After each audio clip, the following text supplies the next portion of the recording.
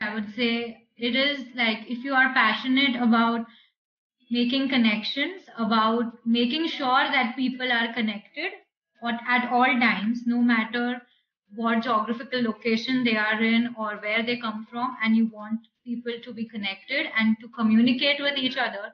And if you're passionate about that, I think you should go for a master's in telecommunication engineering. And you don't have to limit yourself to one. You can, from telecommunication engineering, you can divert towards software, you can divert towards cybersecurity, you can go towards a service provider. Like I work with a service provider, and there is not one single typical thing that we work on. Like there is network troubleshooting, there is a lot of things that go into making sure that your service is um, proper and your customer is happy. So I would say it's a mix of a lot of things, and the scope is really vast.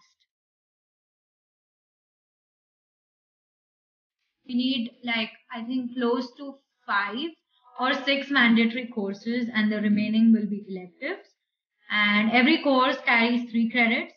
So in all, you need to take about 10 courses to complete your 30 credits and graduate. Like there are people who take up, so typically I would say the structure would be people take 3, 3, 3, and then one course in the last semester, because you want to do a co-op and you also want to search a full-time job. 9 to 5 we had our work shift, and then after 5:30 or 6 we had our classes, mostly in the evening, like 6 to 9, probably in that window frame. And weekends were mainly about assignments. The cloud computing course, which is very sought after.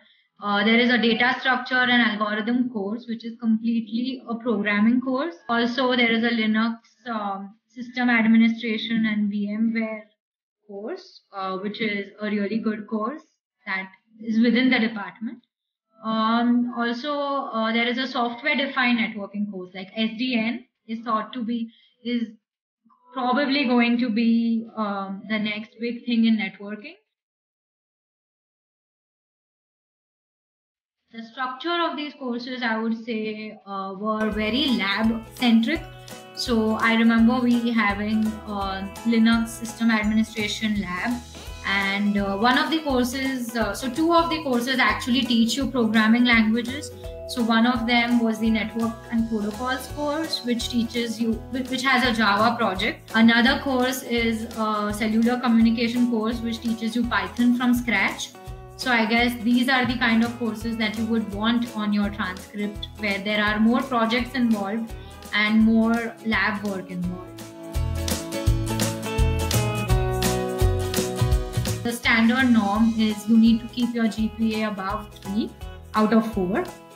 But when recruiters come to the campus for career fairs, or when you apply online, the filtering takes place, and I would say anything from 3.4 and above would be a good GPA. Just for that initial filtering out process, when they select the people who should probably get a phone interview, they maybe want to see a person with a 3.4 would be a better candidate than somebody who's a 3.1. So I would say something in the range of 3.4 to 5 is a good GPA. Python and Bash scripting, I would definitely recommend for anybody coming for this course. And there are a lot of certifications that are available. So the CCNA is a very common certification that people get. It is good if you get it from India because you just have an edge over others. Also, the Amazon Web Services Cloud certification is it's a very basic certification. The curriculum is pretty basic.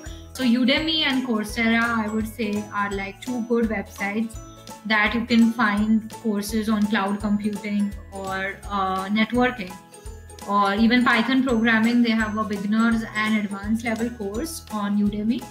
So if you just do these basic 2-3 things like Bash scripting or Python network programming or AWS cloud computing,